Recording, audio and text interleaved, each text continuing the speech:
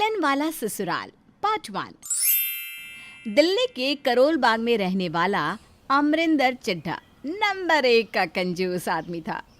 अमरिंदर चड्ढा के घर में उसकी पत्नी परमीत और बहू कुलजीत रहते थे। बेटा बाहर नौकरी करता था, इसलिए कभी कभी घर आता था। चड्ढा साहब का घर 2 मंजिला था, तो उन्होंने सोचा कि क्यों ना घर को किराए पर दे दिया जाए। और यही सोचकर उन्होंने अपने घर का निचला हिस्सा यानी कि ग्राउंड फ्लोर कानपुर के रहने वाले राम मनोहर मिश्रा और उनकी पत्नी जानकी मिश्रा को दे दिया। राम मनोहर और जानकी के घर में भी उनका बेटा अमित और बहू कविता थे। राम मनोहर मिश्रा का बेटा दिल्ली में ही नौकरी करता था, इसीलिए वहीं पर रहता था।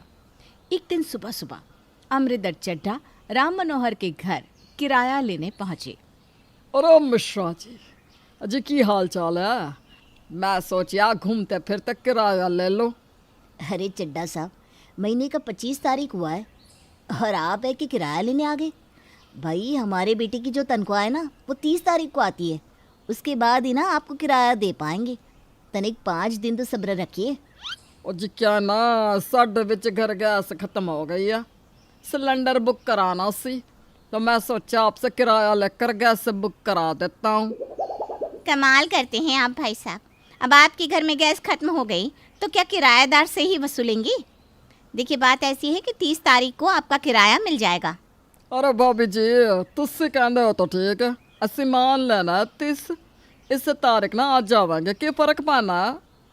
उनके जाने के बाद मम्मी जी पापा जी हम घर क्यों नहीं बदल देते? ये चड्ढा अंकल ना बड़े होशियार है, 5 दिन पहले ही किराया लेने आ जाते हैं और कंजूस तो नंबर 1 के हैं। इतनी बार कहा है कि दरवाजे का हैंडल टूट गया है, लेकिन इनसे ठीक नहीं कराया जाता। हमारी बहू बिल्कुल ठीक कहती है अमित के पापा। अगली बार जब ये किराया लेने आए तो उनको समझा दीजिएगा, पहले दरवाजे की कुंडी ठीक करवाए, उसके बाद ही किराया मिलेगा। चड्ढा साहब है, क्या लगता है कि तुम कहोगी और वो दरवाजे की कुंडी लगवा देंगे? दीवारों से पपड़ियाँ झड़ रही, लेकिन उनको भाई साहब को कोई फर्क नहीं पड़ता। ऐसा कंजूस आदमी हमने अपने जीवन में नहीं देखा। अगले दिन सुबह के वक्त अमरिंदर चड्ढा के घर में मम्मी जी पापा जी इत्थे आइए, बाथरूम में कितनी सिलन आई है, तुसी देखी भी नहीं। तुम मैंने डरा दिया कुलजीत, और सिलन आई है तो आने दो, उसका तो काम ही है ना, अपने आप ठीक हो जानी है। ऐसा कैसे ठीक हो जानी है? जब तक ऐसी मरम्मत नहीं करवाएंगे अपने आप थोड़े नहीं होने वाली होगी। तुझसे मिस्त्री न बुला के सिलन ठीक करवा दो। और ऐसे कैसे, ज़्यादा से ज़्यादा की होना है, सिलन आएगी, थोड़ा पानी नीचे टपक जाना है, किराएदार के सर पे गिर जाना है, बस। चलने दो जी, चलने दो, ऐसा तो होना ही रहना है। उसी वक्त राम मनोहर मिश्रा के घर। हे भगवान, अब बाथरूम की छत से पानी टपक रहा है। फव्वारे की तो ज़रूरत ही नहीं है चड्ढा साहब के घर में। अब आप जाकर ज़रा उन्हें कहेंगे अपने घर की सीलन ठीक करवा ले, नहीं तो हम लोग रोज़ उनके घर के बाथरूम से टपकने वाले गंदे पानी से ही स्नान कर लेंगे। क्या हुआ मम्मी, क्यों सवेरे सवेरे हल्ला मचा रही हो? आप जानती है ना चड्ढा अंकल कुछ नहीं करवाने वाले। अरे बड़े ही कंजूस किस्म के इंसान है वो। अगर आप और पापा जी उनसे बात नहीं करेंगे तो वैसे भी वो कुछ नहीं करवाने वाले। जाकर उनसे बात तो करनी पड़ेगी ना। रहने दो बहू, इस घर के आदमियों ने तो हाथों में चूड़ियाँ पहनी है। हम खुद ही जाकर बात करते हैं चड्ढा भाई साहब से।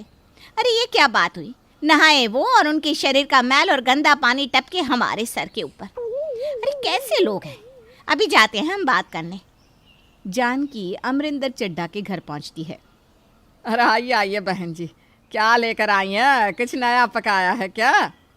अब हमारे पास बहन जी सारा दिन एक ही काम तो है नहीं कि बस रसोई में कुछ ना कुछ पकाते रहें। कभी कभार आप भी कुछ पका लिया कीजिए, आपके घर में भी तो बहू है। आंटी जी ठीक कहती हैं। आज मैंने ना सुबह चाय बनाई मम्मी जी पापा जी के लिए। शाबाश, बहुत अच्छा काम किया तुमने। तुम्हारा तो अखबार में नाम आएगा। लेकिन बहन जी क्या है ना, मैं अभी यहाँ पर कुछ और काम से आई थी। बताइए बहन जी, की काम है? असे अपने किराएदार नू कभी दुखी नहीं रखता बहन जी। जी वो तो हम अच्छी तरह समझ चुके हैं। बात असल में ये है कि आपके बाथरूम से हमारे बाथरूम में रोज़ बेमौसम की बरसात होती है।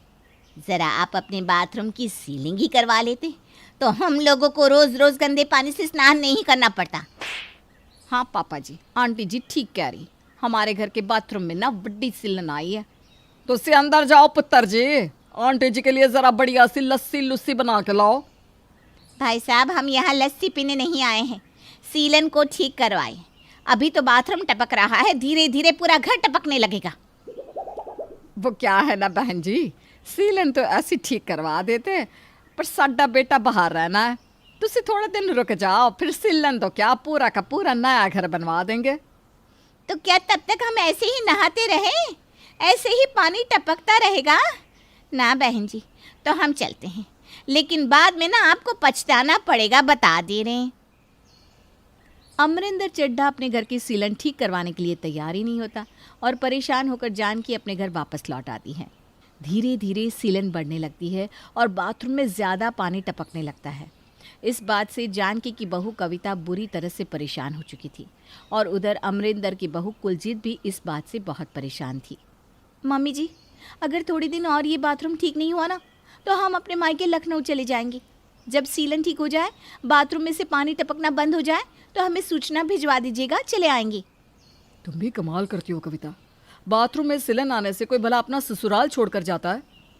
सर पर पन्नी बांध कर नहाते हैं रोज, ताकि गंदा पानी हमारे बालों में न गिरे। आपका क्या है, आप तो चौक में खड़े होकर नहा लेते हैं। आदमी है ना, औरत की परेशानी नहीं समझेंगे। हम तुम्हारी परेशानी अच्छी तरह समझते हैं बेटा, लेकिन तुम्हारे पापा जी तो मुंह में दही जमा कर बैठे हैं। चड्ढा भाई साहब से कुछ कहते ही नहीं, और हमसे जितना हो सकता था उतना हम कह दिए। अच्छा खासा सुनाकर आए थे उनको। देखिए अमित, आप हमारी लखनऊ की टिकट करवा दीजिए, हम यहाँ नहीं रहने वाली। अमरिंदर के घर। मम्मी जी, पापा जी, मैनू मायके जाना सी, मेरा अमृतसर दा टिकट करवा दो तुसी। अरे बहू, अभी कुछ दिन पहले ही तो मायके जाके आई से, अब फिर जाके की करेंगी? बाथरूम में इतनी सिलन है मम्मी जी, मैंने लगता है छत टूट कर नीचे गिर पड़ेगी और मैं सीधा किराएदार के बाथरूम में पहुंच जाऊंगी। हाय मेरे रब्बा, अगर ऐसा हुआ तो कैसा लगेगा। मैं ना अपने मायके जा रही हूँ, जब बाथरूम ठीक हो जाएगा तो मैं लौट आवांगी। क्या अमरिंदर चड्ढा ने घर की सीलन ठीक करवाई, या दोनों घर की बहुएं अपनी सीलन वाली ससुराल को छोड़कर चली गई, या फिर अपने ससुराल वालों के मनाने पर मान गई? जानने के लिए देखिए इस कहानी का अगला भाग।